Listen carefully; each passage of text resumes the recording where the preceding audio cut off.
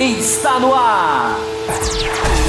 O mais tradicional podcast sobre corridas do Brasil. Os comentários e o debate sobre automobilismo de um jeito que você só ouve aqui. A partir de agora, Bárbara Franzin, Thiago Raposo, Diogo Gomes, Thiago Rosa e Fábio Campos apresentam Café com Velocidade. Café com Velocidade. A dose certa na análise do esporte a motor. Descendo mais uma dose de boas discussões do automobilismo, como sempre, estamos chegando para mais um bloco do Café com Velocidade, continuando da de Hungaroring da Fórmula 1. Temos assuntos aqui pendentes a serem discutidos, temas que foram trazidos pelos nossos ouvintes, seja por e-mail, seja pelo Twitter também. Fábio Campos está esperando ansiosamente essa parte para interagir com os nossos amigos twitteiros. Eu falo twitteiros porque eu sou um usuário antigo de Twitter, então eu posso usar esse termo, tá, gente? Bom, vamos lá, vou começar falando nesse segundo de Bottas de novo. Muito por conta da corrida do Ricardo. Vai ter esse link da corrida do Ricardo com Bottas em algum momento. Mas antes de falar do Bottas, vamos falar do Ricardo. Corrida de recuperação. Porque o Jailson Fernandes mandou assim, ó. Ricardo, sua corrida de recuperação. Ricardo, que veio ainda perder mais posições nas largadas, vírgula, fez uma bela corrida de recuperação. E ele pergunta, levando em consideração a pista, podemos dizer que sim, foi uma verdadeira corrida de recuperação? E ele dá sua opinião. Ela foi mais valiosa que a de Hamilton na semana passada. Bom, se falou de semana passada, Diogo Gomes, Fábio Campos já deram opinião. Não, por favor. Não, por favor. Thiago Raposo. Não, mas esse assunto tem que começar com o Fábio Campos. Você tem que ter esse feeling. Você tem que ter esse feeling. Então, eu tô vai, muito... Fábio Campos. Já que o Thiago Raposo é quem paga meu salário, vai aí, responde aí. Eu explico. Você quer que eu explique? Eu explico por quê. Por favor. Eu tô muito curioso pra saber se, quando é o Ricardo, entre aspas, o seu queridinho, se a corrida foi espetacular.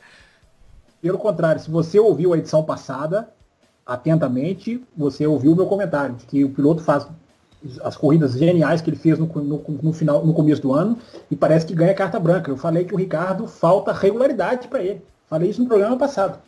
Talvez essa parte o senhor não tenha ainda chegado lá, mas chegará, tenho certeza. Fábio, até antes de começar o seu comentário a respeito do Ricardo, vamos adicionar também, porque o Ricardo, como a gente fez com o Hamilton, teve problemas na classificação, né?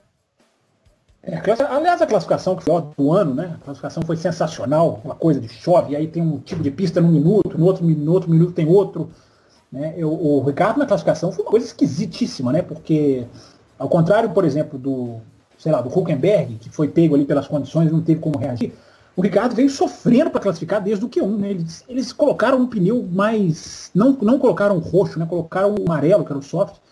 Não sei porquê, e ficaram sofrendo na classificação para passar, para conseguir tempo. Ele deu uma volta, não conseguiu, continuou na pista, deu outra volta, melhorou um pouquinho, depois deu uma... Ele pegava temperatura, né? Ele teve que dar muitas voltas para poder pegar a temperatura. Mas arriscado, né? Você não achou? Não, muito arriscado, porque o pessoal tá com roxo, né? E o pessoal com pneu roxo e botando tempo, né? Então foi esquisita a classificação dele, sim. E a Red Bull até, né? O pessoal da Red Bull até falou, gente, o Helmut Marko deu uma entrevista, ele falou, nós torcemos por chuva o ano inteiro. Na hora que chove a gente não faz nada, pra gente parar pra pensar, né? E foi. Eles foram mal na chuva, porque até o Verstappen larga ali atrás da Toro Rosso, largou atrás do Carlos Sainz, né? Então largou em sétimo, né? Se eu não me engano. Então tecnicamente não estavam bem. Eu acho que essa corrida do Ricardo foi... Aliás, obrigado, viu, Jailson, né? É o Jailson, né? Sim, senhor. O Jailson, primeiro que ele já está merecendo um quadro aqui no programa pela fidelidade dele. Como o JF tinha lá o seu quadro, o Jailson também daqui a pouco merece ganhar um quadro. E o Jailson é um ouvinte atento, né? Como é bom ter um ouvinte atento, né? Que pega até as nossas colocações para usar para cutucar contra a gente, né? Eu acho que foi uma corrida de recuperação, embora muitos ali entregaram a posição, mas é claro, né? Na Hungria é uma situação diferente, né? E ele teve alguma resistência de alguns pilotos, né? O Alonso ensaiou fechar, o Magnussen, embora longe de, para mim, ter desejo real de lutar, não fez uma resistência, mas assim, abriu a curva 1, assim, como se ele colocar. Acho que eu entendi do Magnussen, assim, se ele passasse, ele não resistiria. Como o Ricardo não conseguiu ali no primeiro ataque uma colocação muito incisiva, aí o Magnussen também não entregou. Né? Aliás, parabéns para o Magnussen, que não se encaixa que pelo menos relutou um pouco em se encaixar no senso comum dos pilotos. Na entrevista deles, oficial da Fórmula 1, na quinta-feira, todos que estavam na coletiva, eram o Sainz, quem mais, gente? Está me fugindo aqui. Quem estava na coletiva? Era o Sainz, não sei se o Ericsson, meu Deus, me fugiu. Mas enfim, lembro claramente do Sainz falando que não, nós vamos entregar a posição. Não tem o menor sentido ficar lutando. Né? E eu repito, não é culpa tanto dos pilotos. Não culpo tanto os pilotos. É mais aquela questão que nós já discutimos aqui, né, Raposo? Do desequilíbrio técnico que leva a tudo isso. Mas, enfim, no resumo da ópera, o Magnussen lutou um pouco, teve alguns pilotos que lutaram um pouco, então eu acho que o Ricardo teve um pouco mais de resistência. Não acho que seja épico. Nossa, saiu do 14º para o 5º. Aliás, tem um detalhe, né? Ele cai de posição na primeira volta, ele larga mal e perde 2, 3 posições. Acho que vai parar em 15º, 16º. Mencionado pelo Jailson no e-mail dele. Desculpa, então, eu não peguei essa parte, então. Então, acho que isso valoriza um pouco a corrida dele, sim. Não é uma corrida de recuperação, repito, com C maiúsculo, mas foi bem diferente do que a gente viu em Hockenheim e em Silverstone. Acho que foi. Gomes, antes de Thiago Raposo, já que Raposo ainda provavelmente quer ouvir mais opiniões a respeito desse ponto. Olha, eu acho que é diferente, fazendo uma comparação bem direta com as anteriores, não é nada revolucionário. Mas a gente, até considerando, por exemplo, características de pista, dando diferença de carros, porque se o carro dele está naquele grupo de carros do topo, está longe de ser a Mercedes ou a Ferrari, é só ver a diferença entre eles, né? Em pistas específicas essas diferenças até aproximam ou escapam, ou enfim, aumenta mais, mas né, não é a Mercedes, pelo menos não ainda. E como eu falei, tem as características da pista também, as características da corrida dele, porque ele não só larga de trás, ele perde posições e ele leva um porrão, acho que do Ericsson, se não me engano, do Ericsson na largada, que né, pneu da frente. Isso, tem toda uma preocupação ali da equipe entrando no pneu, e aí as voltas seguintes eles ficam voltando no rádio para atualizar ele, olha, a temperatura tá ok, a pressão tá ok, a pressão tá ok. Tem uma preocupação. Tem um lance dele com o Pérez na primeira volta ainda, o Pérez ultrapassa ele na chicane ali, e ele, assim, no rádio Fórmula 1 posta depois no YouTube, deu pra ver bem que não acho que tem culpa do Pérez, ele ultrapassou por fora e depois devolveu a posição como tinha que devolver, mas querendo ou não, ele perde um certo tempo ali, naquela famosa briga, manda o áudio, que na realidade é uma indireta pro Charlie Whiting, para pedir posição de volta, enfim, sabe, não foi aquela coisa tão limpa. Teve até uma resistência pouca, podemos dizer, mas ok, ainda teve do Magnussen. Enfim, só para encerrar, naquele lance até que o Campos falou, uma coisa que eu achei muito, muito sobre a corrida do Ricardo é porque deixou mais claro como ele criou uma marca de frear dentro. Não é um negócio que já falou aqui, mas eu fico pensando até onde às vezes está só claro na minha cabeça, ou sabe, ou todo mundo vendo, ou aquele fã mais basicão. Tem 2, 3 ultrapassagens com a cara dele, né, Diogo? Sim, ou se aquele fã mais basicão lá, que como diz, chega da feira, liga a TV e vai assistir, se ele também já percebeu isso. Mas assim, eu acho que já ficou claro para todo mundo, do mais viciado até o cara que acompanha mais como um lazer, ou só quando não dá para acompanhar, tá bom, não deu e pronto, não tem aquela coisa fiel. Acho que já tá claro para todo mundo essa característica dele e o quão isso é diferencial, né, dele. Isso marcou o Croft. Sim, o Croft até marcou nessa. Acho que ele já falou antes, tinha falado antes, mas ele repetiu esse final de semana e eu fiquei bem impressionado. No inglês, a expressão que ele usa soa melhor, mas como eu sou proibido de falar, em português ele fala assim, é como se ele falasse, você pode frear dentro, você pode frear muito dentro, e você pode frear tal estilo Daniel Ricciardo. Tipo assim, é depois ou depois. E esse lance do Magnussen e de outros pilotos também deixa bem claro como os pilotos já se preparam para isso. O Magnussen, ele dá um espaço que é fora do normal, ele dá um espaço a mais Porque ele sabe que o Ricardo vai jogar o carro, e ele joga o carro. Só que ele estava tão longe que mesmo assim não dá. E aí é quando o Magno fala, tá bom, então não deu, então vamos para a resistência. Mas até outros pilotos, deu para ver que eles deram um espaço assim na parte interna, não de não querer brigar também, mas no sentido de tipo assim, tá, eu sei que você vai jogar o carro, então, ok, joga, sabe? É diferente de fechar uma linha, é diferente de uma questão de simplesmente fazer a tangência. Os pilotos já fazem tangência sabendo que mesmo estando bem longe, o Ricardo vai jogar o carro. É uma posição interessante, é um fator que a gente não vê, porque pilotos extremamente robotizados, então, assim, é um ponto... Uma palavrinha tão legal, né? É um estilo de piloto que a gente consegue diferenciar. É um estilo. É uma marca, e isso aí repercute para os fãs, repercute entre os próprios pilotos, né? Como eu falei, já encaram ele de uma maneira diferente. Isso é muito legal. É um piloto de personalidade, né? Assim, enfim, consegue deixar a marca dele, isso é bem interessante. Literalmente. E isso é o legal do café, né? Que eu falei no primeiro bloco, né? É o automobilismo sem tendência A ou B. É observar o lado técnico, o lado que está sendo feito na pista, que a imagem mostra sem deixar que a percepção influencie. Você lembrou muito bem. Né? Ainda não seria criticar, mas é um estilo. E a câmera tem uma câmera no bico do carro, de uma ultrapassagem, que a câmera ao vivo está no bico do carro dele, que você não sabe que ele vai fazer a ultrapassagem. Na hora que você pisca o olho, ele fez a ultrapassagem. Detalhe, eles deixaram ao vivo nessa câmera. Sim, quando ele vem se aproxima do Magnussen, eles cortam para essa câmera e deixam ao vivo, tipo assim. A prova já sacou, né, Diogo? Exatamente, tipo, vai vir uma passagem. Isso. Sim, vamos deixar. Aí eles cortam rapidamente para a externa, que acho que é meio que um padrão, para mostrar os dois carros e tal, e na curva seguinte já vai de novo para essa curva. Tipo assim, vai ter outra passagem aqui, porque ele vai frear depois. Vamos só acompanhar quando vai ser, mas bem legal.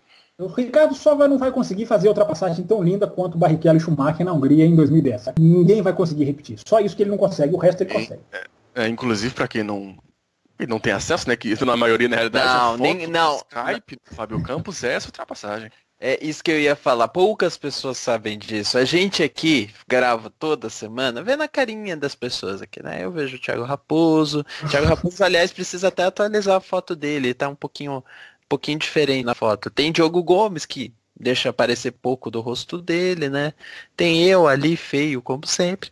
E aí tem Fábio Campos, dos que estão aqui presentes, sem contar a Bárbara Francin. São dois carros da Hungria, correndo. Muito mais bonito que olhar pra minha cara. Eu tenho certeza que vocês vão convir com essa colocação, enfim. Agora, sabe quem acha que isso que tá acontecendo não é bonito? Esse tipo de corrida? É o Marcelo Cesarino. Ele bota no meio do e-mail dele, né, que corrida de recuperação de carro de ponta é uma piada. Não me impressiona mais. Botou assim.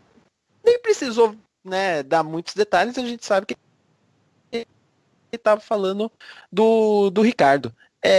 Curiosamente, eu tenho a percepção que essa prova teve um pouquinho mais de trabalho, como vocês já mencionaram, sim, por conta de um Magnussen, por conta de alguns pilotos, inclusive por causa da briga entre Ricardo e Bottas no fim, por mais que o Bottas já estivesse prejudicado ali sem pneus. E o que vocês acharam dessa disputa particularmente, né? O Campos acabou falando que rolou um exagero do Bottas. E aí? O que vocês viram de diferente da disputa Bottas-Vettel para essa disputa Bottas-Ricardo? Vai aí, Diogo, fala de novo você, vai. Eu quero ouvir mais a sua voz. Bottas e Vettel para Bottas e Ricardo? Foi isso mesmo que eu entendi? Sim, Essa é a pergunta. Quero que você defina o que veio diferente nessas disputas, o que... Olha essa caçola aí. Se o Diogo não quer responder, eu respondo então. Eu acho que... Não, eu quero. Mas responda você. E a gente sabe muito. Que um dano na asa dianteira prejudica. Então eu não sei até que ponto ali foi maldade do Bottas em abrir tanto para cima do Ricardo. Nem eu vejo com esse perfil. Mas talvez pelo que aconteceu com o Vettel e o Kimi, voltas ou volta anterior. Não lembro se foi imediatamente ou se teve algumas voltas até acontecer. Não, foram 2, 3. Então, eu não sei aí, chutômetro, se isso de certa forma deixou ele um pouco nervoso e ele resolveu jogar um pouco mais duro contra o Ricardo, ou se foi a questão aerodinâmica, com o bico avariado, se ficou mais difícil para ele fazer a curva do jeito correto, bonitinho, contornando como deve ser, e acabou dando aquela espalhada lá, e aí no caso seria involuntária, se foi por causa do bico, e acabou acontecendo o toque. Mas ali realmente o Ricardo não tinha nada a ver com a história, nem com relação às Ferraris ter passado e nem com relação ao bico ter quebrado, e acabou sendo prejudicado pelo toque. Então essa é a minha visão. Eu não sei até que ponto foi a asa ou se foi a cabecinha do Bottas, tipo, não vou deixar mais uma vez que samem na minha cara. Mas é isso mesmo. 50 voltas, tem esse detalhe também, Raposo. O pneu tinha mais de 50 voltas. Mas a frente do carro simplesmente não morde. Olha, expressão em português fica difícil. Ela simplesmente é morder mesmo. Ele puxa e a frente não vem. O bode dele tá parecendo muito claro. Ele tá com. Não é que ele virou um pouquinho pra ver. Ele vira totalmente o volante. O pneu tá virado e a frente não entra. Ou você entrou com muita velocidade. Que é o caso, mas ele entrou com muita velocidade não porque ele acelerou demais, mas porque ele freou e a asa dianteira não parou o carro como deveria ter parado porque não estava inteira. Então ele perde ali o controle, dá um porrão no carro do Ricardo, que na volta seguinte, quando o Ricardo ultrapassa ele de fato, tem até um dedo mal educado ali. Eu acho que o Ricardo não entendeu muito no momento, né? Acho que fosse mais uma porrada, assim, simplesmente tipo, não vou deixar passar algo do tipo. Mesmo que fosse sem querer, eu acho que o Ricardo tinha todo o direito de ficar bravo com o Bottas. Sim. Essa momento ali, né? Eu tô sentado aqui muito confortável. Não vi. Foi na hora da batida? Não, foi na volta seguinte quando ele ultrapassa. Ele faz aquele movimento lindíssimo, inclusive, né? Meio que um X nele. E aí ele, enfim, dá um educado ali. Mas o lance, ele é muito... Tanto é que, assim, se ele quisesse simplesmente espalhar mais pra impedir que o Ricardo tentasse algo por fora, ele não teria dado uma porrada, inclusive danificando mais o carro dele de lado do que o carro do Ricardo até. Então, enfim, ele não conseguiu fazer a frente do carro virar ali porque estava danificado por conta do toque com o Vettel. Fazendo a diferença de uma para outra, eu não vejo culpa do Bottas em nenhuma das duas, nem vejo culpa de Ricardo e Vettel em nenhuma das duas. Inclusive, só lembrando que o Bottas foi punido pela segunda manobra contra o Ricardo. 10 segundos. Isso, que também, né? Obrigado. O Gasly adorou essa punição, porque não aconteceu nada, né? Não, absolutamente nada. Acho que na realidade nem se tivesse dado 20 teria funcionado. Acho que ele terminou 23 à frente do Gasly. Mas, enfim, Gasly também, ótima corrida. A gente fala mais à frente. Enfim, não mudou nada nesse sentido. E as manobras eu acho que são diferentes porque... Na primeira, né, ou melhor, com o Vettel, ele já está tentando pegar a posição de volta, né? Ele já tinha perdido a posição, porque o Vettel já estava completamente na frente. E o Vettel, para mim, fecha demais a linha, né? Meio que, assim, a gente já está aqui, ele não vai vir buscar espaço aqui, sabe? Mas o Bottas, enfim, tá brigando pelo dele, tem um espaço ali, então ele chega a colocar o carro fora da pista para tentar evitar o contato, trava o pneu logo antes do contato, na câmera lenta dá para ver isso. Mas, enfim, aconteceu. Para mim, um milagre o fato do pneu do Vettel não ter furado. Quando acontece o acidente, a primeira coisa que eu fiquei esperando foi a câmera mostrar o Vettel se arrastando, sabe, pra pista inteira, e ele continuou, e eu fiquei esperando ele ficar lento e nada, e sabe, tipo assim, eu não tava acreditando que ele ia conseguir seguir e sem nenhum furo naquele pneu e tal. Mas o pneu, ele pode pegar 1 milímetro para lá, não acontece nada, Pirelli já disse. Se pegar numa certa faixa, pode bater que não corta, mas se pegar em outra, pode ser um fio de cabelo que corta. E no caso, por exemplo, até voltando no lance anterior, no caso do Ricardo com o Ericsson, o impacto foi muito mais forte e não foi só de um pneu, foram de 2. Porque na câmera traseira do carro do Ricardo, dá pra ver que o pneu traseiro dele, traseiro esquerdo, também foi atingido. Então foi atingido traseiro esquerdo e traseiro direito, só que o traseiro direito, o esquerdo e dianteiro esquerdo, tá? Agora corrigindo. Só que o dianteiro esquerdo, ele foi atingido até com mais força, que é o que faz, de fato, o carro do Ericsson até sair do chão rapidamente. Mas, enfim, são lances diferentes. O segundo lance tem um belíssimo movimento do Ricardo, ali de oportunidade.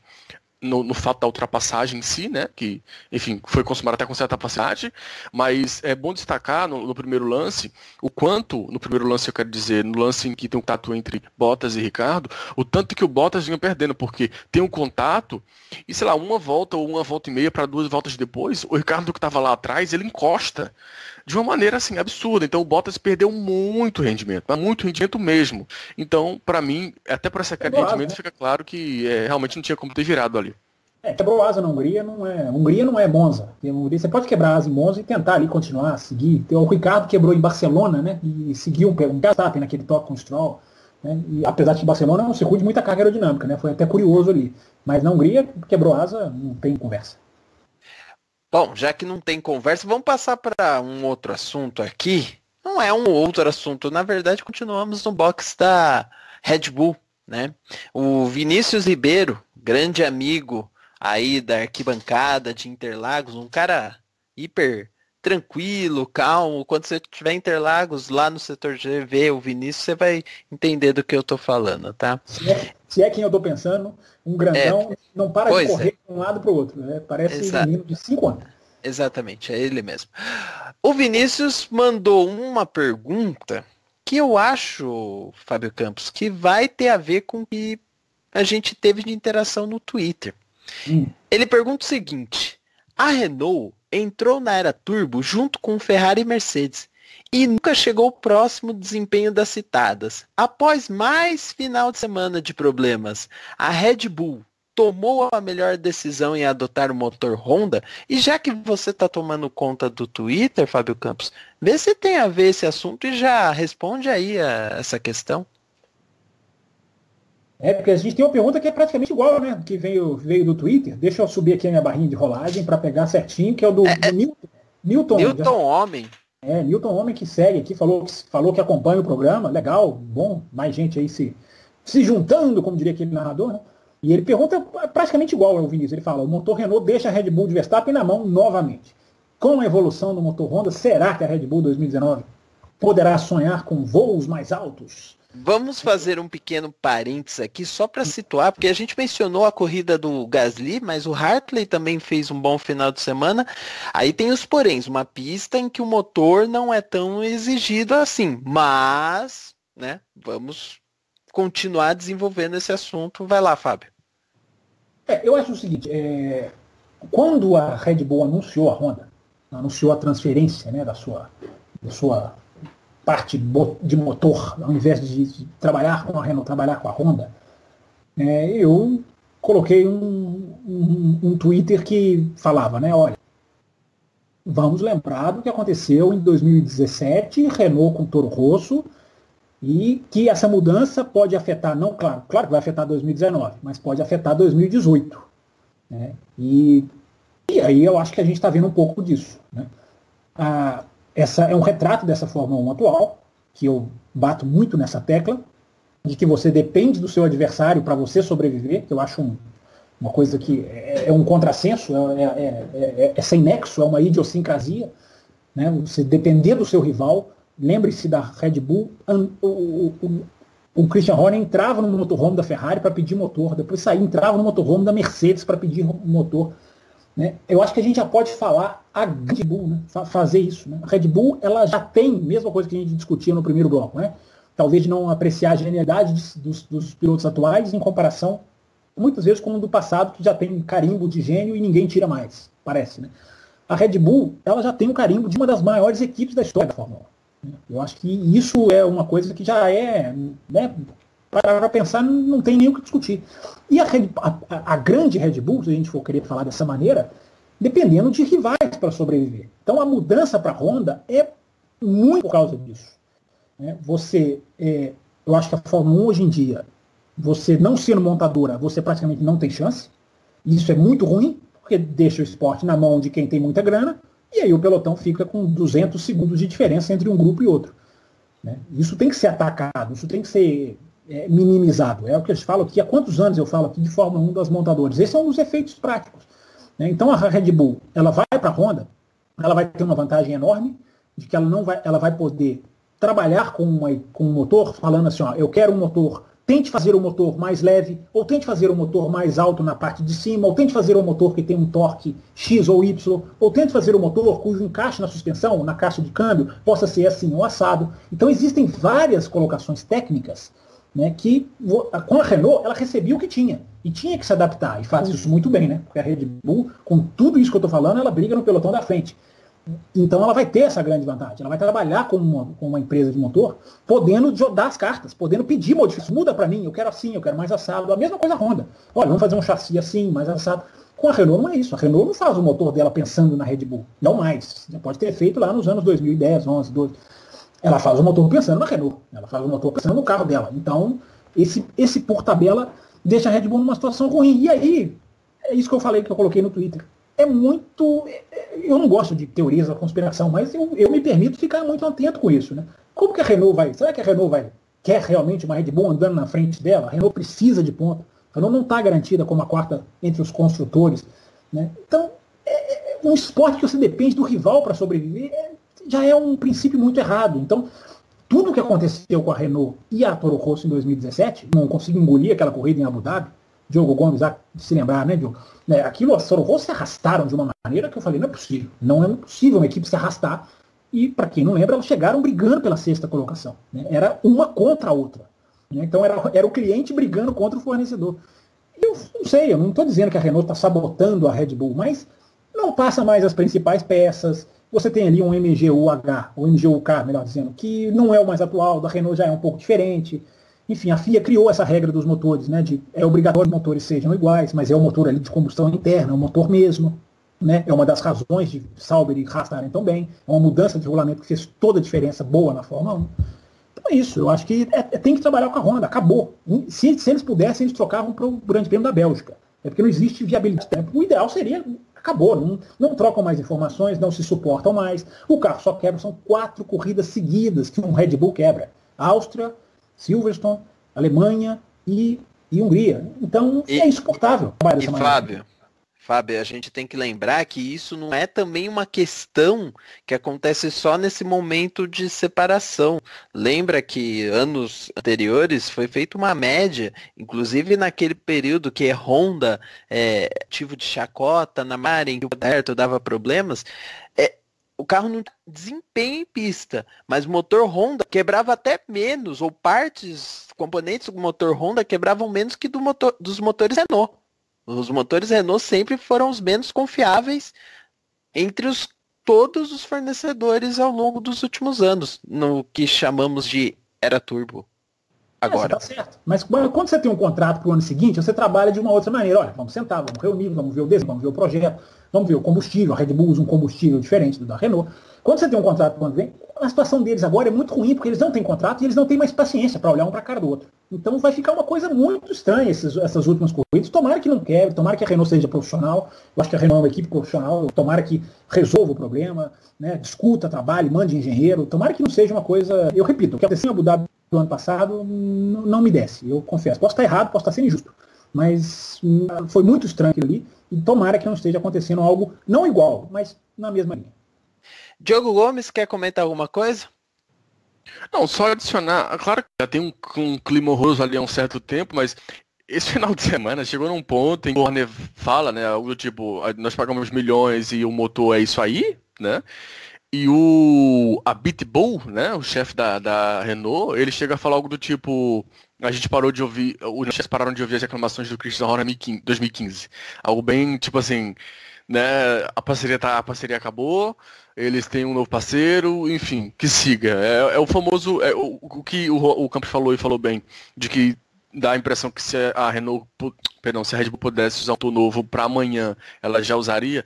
Dá a impressão também que se a Renault pudesse fornecer para a Red Bull amanhã, ela faria o mesmo, sabe? Esse é um fim de casamento melancólico, né? Você vou olhar alguns anos atrás, essa parceria era uma coisa... Era de uma parceria incrível, inclusive usando a equipe não só como desenvolvimento técnico, mas até de marca, né, com a própria Infiniti, que é uma das marcas da Renault, enfim. É uma parceria longa e muito proveitosa, né, porque tem todos os títulos com o Sebastian Vettel e acaba assim, de uma maneira de falar publicamente assim, e dos dois falarem publicamente algo do tipo, assim, a gente tá se suportando porque o contrato tá aqui, mas acabando, vamos cada um para um lado. O perigo é só isso espirrar no lado técnico, né? Que não se suportam mais, é mais assim pro público, tudo bem, mas o meu receio é isso chegar no lado técnico mesmo, né? De quanto de motor que ela tá dando. Mas eu acho que já tá chegando. Quanto que ela tá trabalhando. Isso aqui é o problema, né? Mas porque eu queria um final de ano na corrida... A Red Bull merece um final de ano. Poxa, ela ganhou 2 corridas esse ano com a Renault, né? Ou seja, existe coisa boa para fazer, né? Na corrida anterior tem uma reclamação. Na corrida anterior, o Hockenheim, né, quando o Ricardo troca alguns componentes do motor e larga do final do grid, do fim do grid, ele tem uma reclamação do Horner falando, olha, estamos um pouco desapontados porque o Ricardo tá indo pro fim do grid, mas a gente não tá pegando todas as peças que poderia pegar, sabe? Tipo assim, trocou o turbo, trocou, sei lá, o MGU-H, e aí por isso já vai pro fim do grid. Mas o MGU-K novo eles não deram pra gente. Não passou todas, tá vendo? É isso. Mas o MGU-K novo eles não deram pra gente, e era pra ter dado, porque trocou todo o motor, já tava no fim do grid, não era pra ter, sabe? E aí não vem essa peça 9, eles têm a reclamação pública. O caso do Ricardo, eu acho que foi o MGU-K também que falhou, se não me engano, no Canadá. Eles não, até antes do Canadá. Pro Canadá eles trazem um conjunto novo pro Ricardo, e esse MGU-K também não veio. Sabe? Então, assim, é um negócio que já vem rolando há um certo tempo. E na Alemanha talvez tenha sido um ponto de o Christian Horner vir publicamente falar, ó, a gente trocou o motor, o cara vai largar do final do grid, ou seja, naturalmente subentende-se que virão peças novas para dar uma vida nova, né, para dar um tempo, um prazo útil para as novas peças, e não veio, porque a gente trocou a maioria das peças, então tá indo pro final do grid, mas não é que trocou tudo, não é que o motor não é completamente novo, foi basicamente isso que ele quis dizer, ou melhor, que ele quis dizer não, que ele disse, e o motor não é completamente novo, não porque a gente quer, porque a Renault não deu todas as peças novas. Então, só para fechar o assunto, Diogo, eu vejo, na quinta-feira eu assisto os programas da TV inglesa religiosamente. Eu posso te falar com certeza, não existe uma quinta-feira que os pilotos da Red Bull, não estou falando nem nas entrevistas oficiais, não, estou falando aquelas que eles dão ali em frente ao motorhome, para a imprensa mesmo. Não existe uma quinta-feira do ano de 2018, nenhuma em nenhum grande prêmio, em que um piloto da Red Bull não tenha falado, nós temos que suprir a nossa falta de potência nas retas. Não existe. Todos os finais, parece uma coisa até orquestrada. Não existe um final de semana em que eles não toquem nesse assunto. Ou seja, é difícil, é complicado. Então, tomara que a Red Bull não tenha um final de ano. E como é que nós vamos culpar a Renault? Né? Como é que nós vamos virar e falar, Renault, poxa, é o certo, né? Eu espero que ela seja profissional, repito. Mas é um desenho da Fórmula 1 que deixou chegar nesse ponto. Né? A Fórmula 1, por favor, vire montadora. Não existe mais fornecedor de motor na Fórmula 1, só a Honda. Né? Então, a Renault, ela se vê com o poder de tirar um adversário da disputa. Ela pode tirar um adversário da disputa. Mas o responsável por isso está em casa, milionário, velhinho, mas muito milionário. Está lá enquanto a gente sofre isso aqui nos dias atuais. Tio Bernie, um abraço. Deixa eu só ir o espírito de porco aqui da vez, porque... Você pode ser o advogado. Não, mas que você estava falando aí, eu concordo com tudo que você falou, e é a minha visão também. Até a gente já discutiu aqui em edições passadas, quem é ouvinte há um pouco mais de tempo vai lembrar da gente falando de toda a ideia do Ron Dennis, de, olha, não dá pra... eu não quero correr, eu quero ser campeão, e para ser campeão, cliente não dá, eu tenho que ter o meu motor, enfim. E aí é quando surge a parceria, né, a quebra com a Mercedes para a parceria com a Honda, que obviamente hoje é fácil falar, mas que lá atrás, por exemplo, eu apoiei completamente. Eu super apoiei. Assim como estou super apoiando essa questão da Red Bull agora, mas sou engraçado, né? Você vê a McLaren com aquele discurso de não dá pra... A gente quer ser campeão, mas não dá para ser campeão sendo cliente. Aí passam, sei lá, 4 anos na mesma Honda, não é a mesma Honda porque ela já evoluiu bastante, né? Mas 4 anos, de novo com o nome Honda no meio, e aí tem aquele mesmo discurso, não dá para ser campeão, não dá para confiar sendo cliente, tem que ter o nosso motor. O destino é cruel, né, Diogo? É possível que a Red Bull consiga erguer esse motor Honda, né? E tudo leva a crer que pode acontecer, né? Vai ser fatal para a McLaren. Mas, olha, a gente tem que fazer, acho que tem que fazer só uma ponderação rápida, que trabalho que a Honda desenvolveu ao longo desse ano com a Toro Rosso parece ser mais interessante do que em 3 anos com a McLaren. Não podemos esquecer que, claro, esses 3 anos ela não jogou fora, mas teve um crescimento. Eu já falei aqui no café, eu nunca vou apontar o dedo para a McLaren no sentido de tinha que continuar com a Honda. Eu vou sempre me lembrar daquele momento em que a McLaren tinha o direito de buscar algo melhor. Eu não vou ser profeta do acontecido, né? Lembramos sempre aqui de falar, tá vendo, trocou com a Honda, agora a Red Bull. Claro que vai ser um tapa na cara, é evidente, mas a McLaren não tinha como aceitar, a McLaren não é o Williams, a McLaren não aceita ficar em último, não aceita a derrota, e eles fizeram isso, eles tentaram um caminho, né, diferente. Mas enfim, é a importância de 2021, gente. A Fórmula 1 precisa de novos motores, ela precisa de novas empresas, ela precisa quebrar essa cadeia pobre que tem de cliente e fornecedor. Thiago Raposo ficou quietinho nesse assunto, ele falou, eu pulo aqui, eu passo, eu deixo vocês discutirem, porque ele tem um... Ele fica de mau humor. Não, nada. Ele tem um assunto para falar que é Force India.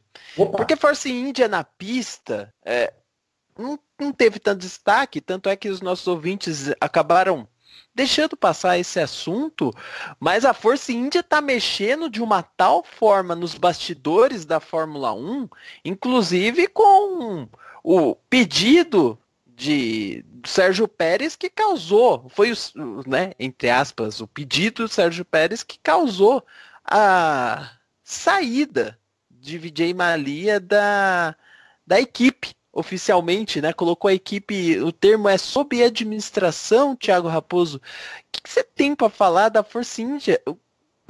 Além do fato que é óbvio, isso deve prejudicar esportivamente a equipe, mas esse caos da administração que surge, que já vinha há longo tempo, o que pode, você vislumbra aí dos próximos capítulos, que pode acontecer que você acha que vai, enfim, terminar essa novela Force India? Na verdade, meu caro Thiago Santa Rosa, eu queria que você invocasse Fábio Campos, o informado, que trouxesse pra gente informações para aí sim a gente dar um pontapé inicial nas discussões, né? Que obviamente, assistindo a transmissão inglesa, ele há de ter dezenas de informações sobre esse caso. Não chega tanto não, Raposo. Eu acho que eu até estava falando lá com o pessoal do Bandeira Quadriculada que a gente, quando decide acompanhar automobilismo, a gente acaba não especializando em direito, né? E esse caso da Force India tá assim, né? A gente acaba tendo que analisar questões muito mais jurídicas do que propriamente de pista. Eu não tenho tantas informações assim diferentes, eu acho, né? É um achismo meu. De tudo que eu vi, que eu li, eu acho que isso tudo é uma coisa totalmente orquestrada. Eu não vejo, o Vijay Mallya falou que está ofendido, o Pérez. Eu acho que tudo é orquestrado, tudo é uma manobra para que a equipe faça uma transição legalmente mais fácil. Né? Então eu acho que isso, né, o próprio Vijay Mallya quis esse tipo de mudança. Né? O Pérez, ele é só um nome que resolveu colocar a cara lá, porque não precisava ser ele, podia ter sido qualquer um outro.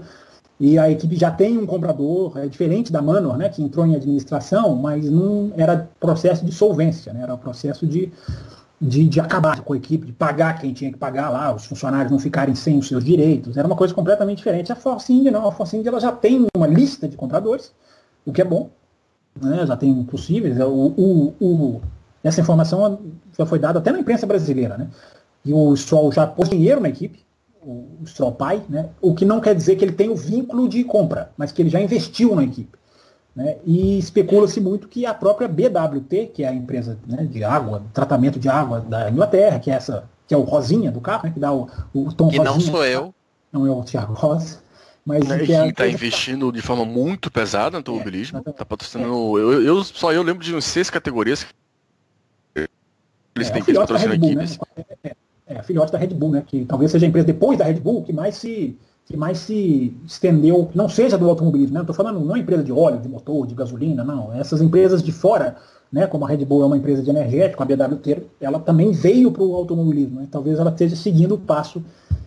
Mas, enfim, a impressão que eu tenho, Raposo, se você quiser complementar, enfim, a impressão que eu tenho é que isso tudo é muito orquestrado, que isso tudo é tudo manobra, assim, entra em administração para passar para o dono, porque aí paga uma taxa menor, aí entra os direitos de premiação no final do ano, que parece que não serão. Há jornalistas que falam que será, há jornalistas que falam que não será, que ela perderia o prêmio, se ela mudar de dono, ela não ganha nenhum prêmio no final do ano. Tem jornalista que garante que isso não é afetado, Então teve gente que já até colocou o regulamento da Fórmula 1 nas redes sociais, nos sites, nos principais sites. E eu confesso que não fiquei lendo não, porque é muito jurídico para o meu gosto. Eu só acho que, para terminar, eu acho que a Force India é bom ela se livrar do Vijay Mallya, que é um cara absolutamente afundado em problemas, mas que ele teve um mérito, que pegou uma equipe que era Jordan, que virou Midland, que virou Spiker, que era quase que uma casa de lavagem de dinheiro, e fez da Force India uma equipe séria. Trouxe o espírito Jordan de volta. Não é o ideal mais para hoje, mas que o próximo comprador, eu espero, tenha a mesma seriedade para não virar uma equipe que roda de mão toda hora e vai caindo e vai virando uma Manor, embora a Manor seja mais vítima do que culpada. Enfim, eu só espero que a seriedade volte para a Force India, porque é uma equipe muito séria, com bons engenheiros, com um trabalho muito bom nos últimos anos. Tomara que não caia aos pedaços. Embora a Mana, só pra finalizar, seja uma equipe extremamente de corrida, né? Porque do jeito que teve os resultados, parece que é muito assim, alguém juntou dinheiro, inventou de uma equipe de Fórmula 1. É o Buff, esqueci o primeiro nome dele. É o Buff, sim, é o John. Sim, o pessoal que não acompanha todos há pouco tempo, ou fica restrito só à Fórmula 1, deve achar que a Mana era um aventureiro que chegou ali, botou um dinheiro. Por isso que eu falei, a Mana é mais vítima do que culpada. Exatamente. É um pessoal de automobilismo raiz assim de muito tempo.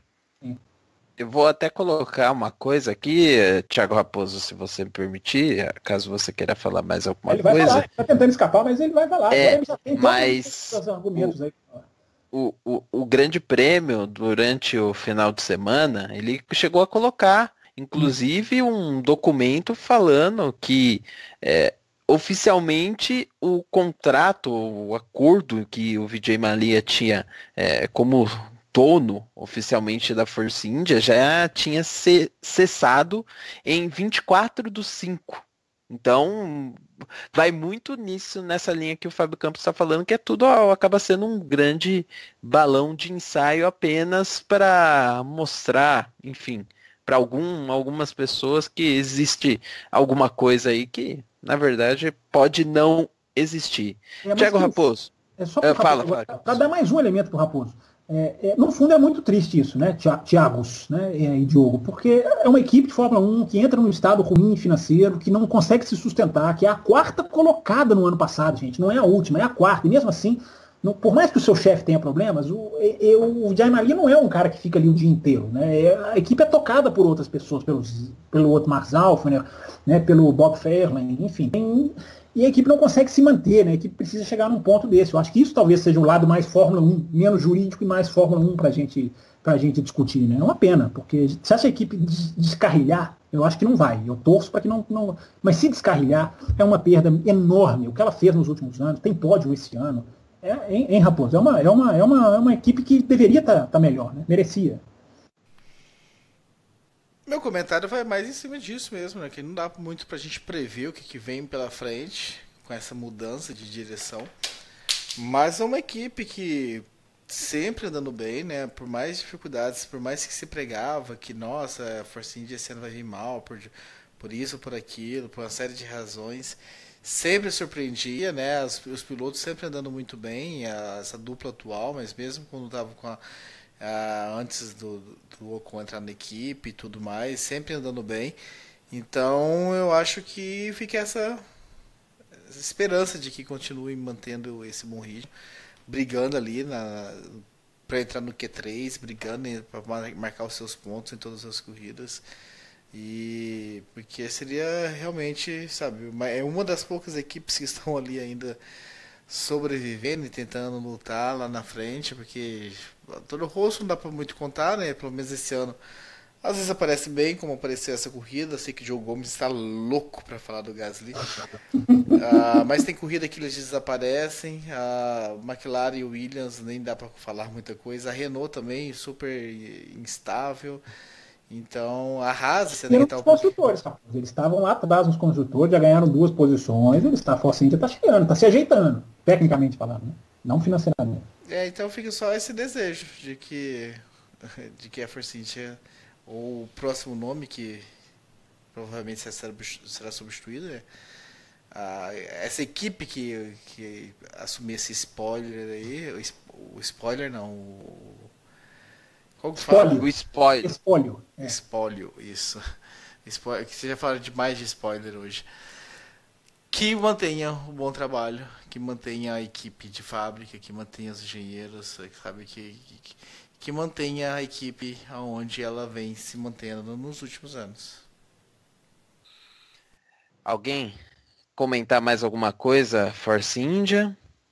Só para complementar, eu acho que eu gostei do movimento. Eu não sei até quando tem um lado orquestrado e tal, sei lá, eu acho que sou inocente demais para entender tudo isso, mas a reação de todo mundo, ela foi muito tranquila.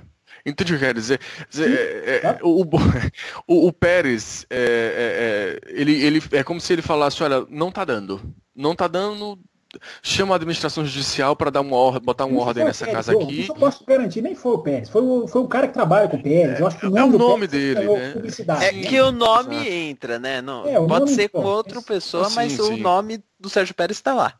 Não, é porque um dos primeiros contatos, até eu vou dar até a minha, até como eu descobri essa notícia, um dos primeiros contatos foi se não me engano é Rich Energy, eu acho, que é o nome de uma empresa que estava envolvida na compra e tudo mais, e aí pingou na minha timeline um tweet deles falando assim, é uma vergonha, como é que o próprio piloto, enfim, bem, sabe, um tweet, até para um perfil de uma empresa, foi um tweet bem não formal. É agressivo também, assim, acho que babaca, alguma expressão assim, no inglês, né, claro, não fazendo comparativo, que eles usaram, tipo, como é que o piloto da própria equipe faz isso? Aí os principais patrocinadores, que depois eu vim descobrir que era a BWT e a Mercedes, inclusive, que também tá no meio, e aí tem todo uma raiva, assim, até um dos, acho que um jornalista da Autosport, me fugiu o nome dele, ele posta um tweet embaixo, tipo assim, explicação, e bota interrogação assim, qual a explicação para todo esse movimento, e aí como vai surgindo essa questão de tem uma petição, tem a assinatura do Pérez, da Mercedes e tal. Né? Ele não tinha nem clima para ficar na equipe, se ele tivesse jogado contra a equipe, esse é o ponto. Tem gente que fala que os próprios funcionários aqui pediram para ele, Pérez, por favor, pega o seu empresário, peça ao seu empresário para entrar, para a gente ter a nossa garantia de receber, enfim, então ele não teria equipe, ele não teria clima para ele ficar na equipe, ele já estaria fora, embora fala que ele vai para a Haas, né? Aliás, eu posso até sugerir que nessas férias da Fórmula 1 a gente pode até fazer um programa só de mercado de pilotos, porque a coisa está tão quente dessa vez, está tão diferente dos últimos anos, tem tanto nome, tanta equipe, tanta especulação. Mas enfim, fala-se que ele pode ir para a Haas, mas o lugar dele é na Force India. E assim, a menos que eu tenha perdido alguma notícia antes aí, mas existia uma especulação de mídia, até você trouxe aqui semana passada a informação de que o Ocon é piloto Renault, né? Até o que você falou. Informação. Exatamente. É piloto da Renault. Nesse fim de semana, uma semana depois, a Renault falou pela primeira vez publicamente, e aí é isso que eu acho do Abiteboul, ele não sei se não é por falta de o cara que é chefe de equipe da Renault não é por falta de malícia, mas ele é muito cru, eu diria, nas declarações, sabe? Ele deu uma declaração do tipo assim, a gente quer e a gente está tentando trazer, e talvez não dê para trazer, mas é o que a gente quer, sabe? Assim, é uma muito direta, sabe? Ele fala com outras palavras, mas quem acompanha a Fórmula 1 a sério já tá mais do que craque em ler entre linhas, né? E nas entrelinhas é muito claro que ele fala, é o Ocon que a gente quer, ele chega a citar o nome, né, o Ocon, é o Ocon que a gente quer, é o Ocon que a gente tá tentando trazer, vamos ver se a gente vai conseguir. Enfim, tudo indica que, é claro que é no lugar do Sainz, e aí também vai, né, quando se vem o Ocon, que pra mim, acho que já é quase, você disse, já ser certo, enfim, e aí vai começar a roda girar, né, porque aí sai o Sainz perde vaga, aí vai abrir vaga na Toro Rosso, aí Sainz e Toro Rosso, enfim, aí vai começar, mas a gente pode ter um 2019 bem mudado. McLaren será escola em 2019, eu acho. McLaren, olha só, eu não tinha pensado nisso. Não, mas eu não estou pensando, não, eu estou ouvindo. As pessoas estão falando muito de que ele está muito perto da McLaren. Mas faz muito sentido. Não faz muito sentido. Mas a McLaren tem a McLaren chegou na posição que ela meio que empurra o filho, né? Mas ela empurra o filho numa situação, que no caso é o Van Dorn, pra quem não entendeu, mas ela empurra o filho numa situação de assim, pô, eu te dei a chance. 2 anos de chance, inclusive. Não as melhores chances. Aliás, Diogo, eu vou te cortar porque Vinícius Ribeiro perguntou isso. Eu tava esperando um momento para incluir esse tema rapidamente nesse fim de bloco. Van Dorn terá sua carreira na Fórmula 1 queimada por uma série de carros ruins da McLaren? Mas queimada não é a expressão nesse caso, querido ouvinte, porque... pelo menos eu não acho que seja, porque não é que deram a McLaren e esperaram que ele andasse igual a Red Bull. Deram a McLaren, não esperaram nem que ele andasse igual o Fernando Alonso, deram a McLaren e disseram, meu filho, faz um trabalho honesto. E, de novo, até o Fábio Campos falou que eu tô sendo duro demais com ele. Eu não acho que ele esteja fazendo com o Van Dorn, eu não acho que ele esteja fazendo um trabalho nem honesto. Não, eu acho que está sendo abaixo disso. É lógico. Não tem defesa. O Van Dorn, ele dá de mão dada com o Zarco para ver quem vai ser a maior decepção de 2018. Mas pelo menos o Zarco teve um início bom, né? Depois fez alguma coisa, é verdade. Mas o Van Dorn tá há 2 anos aí tentando. Porque o Alonso fez 5 vezes mais pontos do que ele no ano passado. Então, não é você falar só o carro. Eu acho que é aliviar muito para o piloto. Claro que o carro é ruim, claro que ele teve problema de chassi nas 2 últimas corridas, não conseguiram fazer o carro, mal conseguiram fazer o carro andar.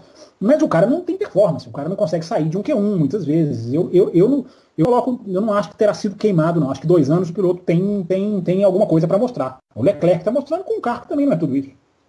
Mas assim, eu digo até pelo espaço, entendeu? Eu reconheço que tem vários, pra quem defende o Van Dorn, não sei se alguém defende, mas enfim, só pra, como eu digo, ver uma visão diferente da minha, tem pontos que você pode pegar, assim como tem do Hartley, por exemplo, lá na Toro Rosso, que você, mas teve isso aqui, essa corrida, por exemplo, ele estava fazendo até uma corrida mais ou menos interessante, o carro quebrou, nas corridas anteriores, teve problema de chassi muito claro, que o carro, ele era 20º, muito atrás do penúltimo, sabe? Não tem condição, tinha problema de chassi. Então daqui a própria McLaren mudou para essa corrida.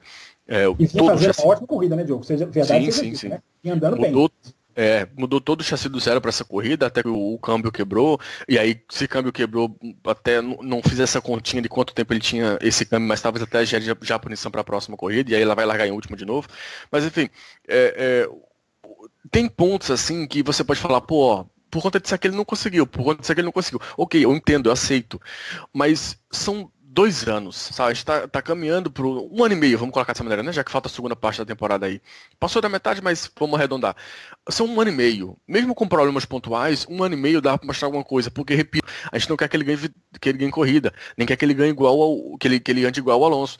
Quer que ande próximo, quer que faça um trabalho justo, honesto.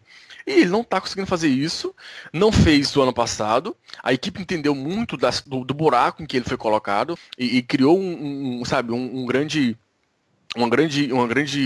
até uma bolha ao redor dele, do tipo assim, o próprio o Bollier agora saiu da direção da equipe, mas o Bollier quando estava na direção da equipe era muito uma situação de as críticas vinham com relação ao Van Dorn, ele meio que criava uma bolha pra bater nele e não ir no Van Dorn, sabe? Eu lembro até uma declaração que ele falou algo do tipo, o Van Dorn tá demorando pra se adaptar, isso no ano passado.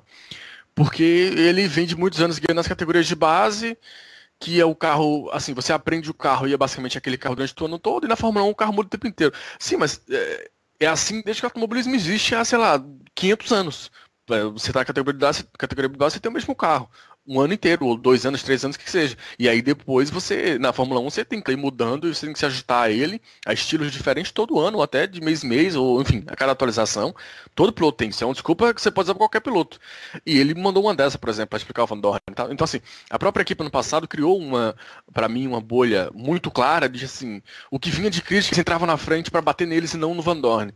Para esse ano, a equipe começou fazendo isso, eu acho até que continua fazendo isso, o próprio Alonso, né, entrou meio que para fazer a defesa e tudo mais, mas acho que chega um ponto que fica muito claro que mesmo com todos esses problemas, ele não tá rendendo. E aí 2 anos seguidos não rendendo, mesmo para um cara com toda a capacidade, e todo mundo aqui sabe o quão eu admiro o Van Dorn, o quão eu vi ele desde lá do início do pulo do kart, e sei que o cara tem muita qualidade, mas não encaixou. Talvez vá para uma outra equipe, e consiga algo, meio que um Magnussen, pode ser que consiga, mas tem que ir. Porque tem qualidade, né? Mas na McLaren não encaixou, não tá funcionando, não acho que seja o momento de puxar o Norris, e fique bem claro, eu acho que é o piloto, se não me engano, que a McLaren pega da base, já joga direto na principal e não funciona, tá na hora de dar uma freada nisso, tá na hora de dar uma de Ferrari e botar o menino, sei lá, nem que seja 1 ano ali pra tentar aprender ou pra tentar ver alguma coisa, não sei. Tem que tentar, porque eu tô vendo o Norris chegar lá e ser o 4º piloto seguido, que não se pega os números, mas acho que é o 3º, né? Tem o Magnussen, tem o Van Dorn, teve algum antes disso, tem o Pérez, que não era filho deles, né? Mas o Pérez andou bem. Eu acho que o Pérez terminou o ano muito bem em 2013, eu sempre falo isso. O problema foi a primeira parte e o momento a maneira como ele... Mas fica a imagem de que exatamente. E o Bottas também foi bem hipócrita naquele momento. só para encerrar o assunto, eu sei que os dois Thiagos já devem estar conversando nos bastidores aí, como desliga os nossos microfones, rapidinho, só para... Eu não achei o botão. Não achou ainda, mas já ele encontra. Esse novo Skype aqui tá uma maluquice, já eu tenho certeza que ele encontra. Só duas coisas para fechar o assunto. Por mais que o Alonso seja bom, 17-0, que é o placar atual em qualifying, não pode. 17-0, ou seja, nós estamos indo para outro ano, nós já estamos virando não só 2018. Né? Então está tomando 17-0 do Alonso em qualifying. Repito, por mais que o Alonso seja bom, não é possível 17-0, nem o Massa tomou. E é triste chegar num ponto em que uma boa atuação de um piloto possa ser usada contra ele, né? Mas eu vou fazer isso. O Van Dorn estreou na Fórmula 1 no Bahrein e fez um ponto com uma McLaren em 2015, 16, aliás. Então, é uma boa atuação dele que pode ser usada, infelizmente, contra ele. E é o que está sendo, estou fazendo. Ou seja, ele fez ali uma coisa. E com mais experiência em outros anos, não conseguiu fazer nada. Eu só acho que é muito triste. Um cara com tanta força nos bastidores não conseguir render na Fórmula 1. Eu acho que só existe. Se eu fosse ele, eu pegava o telefone, ligava para a Williams, e ele pedia, pelo amor de Deus, para ir para a Williams, que talvez seja gente mais ele, menos pressão, outro tipo de carro, talvez seja o líder da equipe. Então eu acho que mudar de equipe, estou dando a Williams aqui como uma sugestão. Agora, Sainz na McLaren não é sugestão, não é ideia minha. É o que tem se falado muito nos bastidores mesmo. O Van numa outra equipe, o que vai pesar é a questão financeira. Ele nunca teve um grande aporte financeiro, ele tem patrocínio da... É meio que a CBA belga, algo do tipo. E o resto, basicamente, sempre foi McLaren. Bancando tudo, inclusive, como nós já falamos em edições anteriores, o ouvinte mais esperto vai lembrar, o Ron Dennis, até mais do que McLaren, eu diria Ron Dennis. Porque o Ron Dennis, ele chegou assim, em situações, a gente também até citou de o Ron Dennis falar, olha, não venham porque ele não está à venda, não adianta. De situações de o Van Dorn, por exemplo, o Magnussen estava à frente dele de escala, vamos colocar dessa maneira, né? O Magnussen tinha um ano a mais de categoria de base. E foram perguntar, o Magnussen é o próximo? Ele é o Magnussen é o próximo se ele conseguir bater o Van Dorn. Nas entrelinhas deixar bem claro que assim, não, o Van Dorn é o meu preferido. Quando você quiser entrar na frente, é ele que vença dele lá e faça o que quiser. Com essa força política, com toda a qualidade, mais que força política, a qualidade, o cara mostrou muita qualidade na base. E não rende assim e chega a ser frustrante. Eu prometo que é a última coisa. Ele nasceu no melhor país do mundo, mas é um país que não tem tanta força econômica, que é a Bélgica. E você sabe quem fez um elogio a ele, quem já trabalhou com ele muito nas categorias de base? O Fred Vasseur, que é o Sauber. Ou seja, se o Van Dorn for para Sauber, não se assustem. Não se assustem.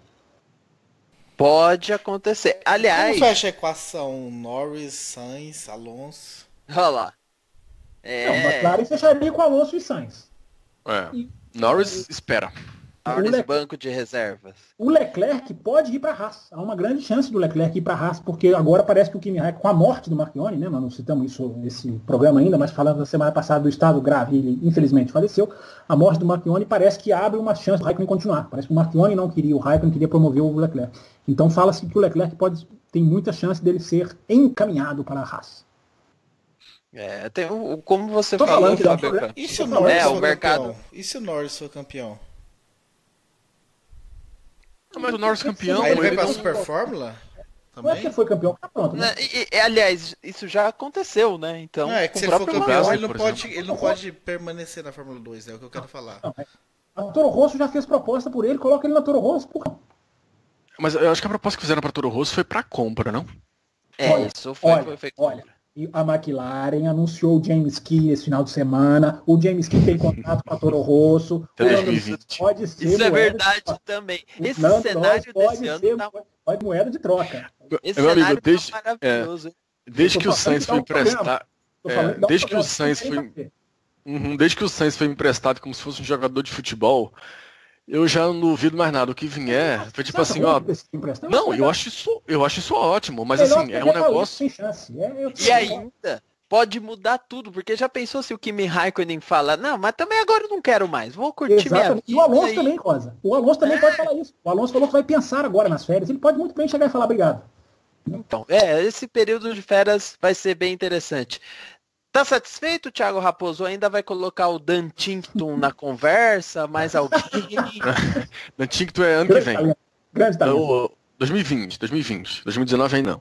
O Raposo ainda não viu. Eu vou eu vou entrar na mesma eu vou entrar na mesma barca do Raposo, ainda não vi o Tinkton tão assim, mas... Vocês estão olhando só É isso que eu ia dizer. Vocês não estão olhando performance, vocês estão olhando resultados. E a performance na GP3 foi fantástica. Não teve resultado, mas andou muito bem. Não, a GP3 ano passado eu falei que eu não vi. Não, ele não correu ano passado, não. Ano passado ele estava na Fórmula Renault e Fórmula 4. Ele fez o final da GP3 no ano passado, Diogo. Ele fez 4 Mas provas. foi só a última rodada, só, não? Não, andou em Jerez. Ele andou em Jerez e na última rodada. Não foi só na última. Ele andou muito. Eu acho que ele largou em quarto, gente. Na primeira vez que ele sentou. E dá mais méritos ainda porque ele correu de Fórmula 4, né? Sim. Pulou para um GP3. Eu tô falando Vamos fazer da o temporada seguinte. atual da Fórmula 3, que eu vi um monte de quebra e tal, teve uma vitória e tal, mas na Fórmula 3 eu ainda não vi, mas que vou começar a prestar mais atenção. Mas não é Vamos, equipe se você olhar... nem a segunda Ó, equipe. vamos botar a ordem aqui. Vamos fazer o seguinte. Nós temos Dan Tinkton, nós temos Carlos Sainz, nós temos Fernando Alonso, nós temos Kimi Raikkonen, nós temos Van Dorn, nós temos muitos pilotos aí que a gente não sabe para onde vai, né? A Mercedes definiu Hamilton e Bottas, ok, esses lugares estão certos. Vettel na Ferrari, o restante tá praticamente tudo aberto, por mais que ainda exista. O Verstappen, que já tinha contrato antes, tá garantido. O resto tá tudo aberto. Vamos, como o Raposo falou, vamos fazer um programa especial para falar sobre isso e muitos outros temas durante as férias. Então já venham... Você vai ficar bravo comigo? Mas eu vou te interromper. Não, agora Porque você vai esperar. O nome. Perguntas Sabe qual é o nome? e respostas. Espera aí, Diogo. Perguntas e respostas para os membros do programa falando sobre esse cenário. Então, cafécomvelocidade@gmail.com, Twitter, Café Velocidade. Tudo isso nós vamos falar nesse programa especial. Agora sim, Diogo, fala o que você tem para falar. Pra dar o corte, porque senão vai mais 2 horas de programa. Tá boa a discussão. Antônio Giovinazzi. Tá aí também. Assalto, Perdido aí. Vai testar amanhã, terça e quarta, com a Sauber e com a Ferrari. Jogo, ele não tem agradado nas sextas-feiras. Aquelas 2 batidas na China dele queimaram um pouco. Eu não sei, não acho que... Tudo bem, pode é um nome que tá falado, você tem razão, mas sim. Eu acho que a imagem dele tá muito arranhada. Não, mas porque se o Leclerc dando o próximo passo, que é natural, pode ser que abra-se uma vaga ali, entendeu? Se a Ferrari quiser seguir esse caminho, e pelo que ela vem mostrando nas categorias de base, ela vai querer montar o caminhozinho a lá Red Bull. Então, não sei, vamos ver. Sempre é importante lembrar que nós estamos tendo essa discussão louca, deixando o âncora maluco, mas o Stroll e o Ericsson, o Lance Stroll e o Marcos Ericsson têm seus lugares garantidíssimos para 2019. Com dinheiro, com apoio e em equipes, exatamente, equipes ainda a definir. Oh, não, mentira, o Ericsson não tá a definir, não. Bom, tem uma última pergunta que foi direcionada a Fábio Campos. Opa, e aí, prometo que assim, se alguém quiser responder, pode responder, porque hoje a gente não tem quadros, hoje ninguém mandou dados para a gente comentar, então estamos encerrando esse bloco de Fórmula 1. Mas o Marcelo Cesarino deixou essa pergunta para o Fábio Campos. Opa. Eu acho que você até respondeu, mas eu deixei para o final de tudo para chave de ouro. Acabou o campeonato, Fábio Campos? Que isso? De jeito nenhum, Cesarino. Como acabou o campeonato? O carro mais lento tá com 24 pontos a mais, só que o piloto mais faz diferença. Mas não, a Ferrari, o que a Ferrari andou em Áustria, principalmente Inglaterra, Alemanha e Hungria, nossa senhora, seria muito leviano, mesmo se a diferença é 24, né? Podia estar 36, que eu acho que o campeonato não teria acabado. Eu acho que pode acabar na Itália e na Bélgica em termos práticos. A Ferrari não pode escorregar. Mas está totalmente em aberto, que é isso, é a força que a Ferrari está andando. A cravada do senhor Marcelo Cesarino, não estou entendendo a sua maledicência. A cravada, ela vem quando há um conjunto técnico, não é só por diferença de pontos. Tanto que a cravada do Mark Marques, campeão da MotoGP, veio na segunda e terceira prova. Tinha tantos pontos de diferença? Não, mas dava para se enxergar a diferença de performance. E não há diferença de performance na Fórmula 1 para a gente cravar. Joe, Thiago, algum de vocês quer já cravar? De forma alguma. Não, tá longe ainda. Já que tá longe ainda, e vocês viram, caros ouvintes, que é difícil controlar esses caras quando se empolgam. Até o Thiago Raposo que tava aí falando, vamos encerrar, vamos encerrar. De repente ele começa. Não, mas e o Lando Norris? E ai, não sei o que. Tá vendo? Isso gera assunto, galera. Mandem seus comentários que nós vamos fazer programas especiais falando sobre Fórmula 1 nesse período, como já... também. Vocês esqueceram? Nossa senhora! Se eu não terminar esse bloco, eles vão lembrar de mais pilotos. Então, eu encerro por aqui esse bloco de Fórmula 1. Ainda teremos nessa edição 574 um bloco falando sobre Fórmula Indy. Já tivemos uma parte inicial falando sobre Fórmula 1, mas você que faz a ordem, tá? Se você estiver ouvindo esse primeiro e depois quer ouvir o bloco que seria o bloco 1, fique à vontade. Você define a ordem. Por enquanto, da Fórmula 1 é isso. Diogo Gomes, não. Oliver Holland, não. Um abraço por esse bloco. Tchau.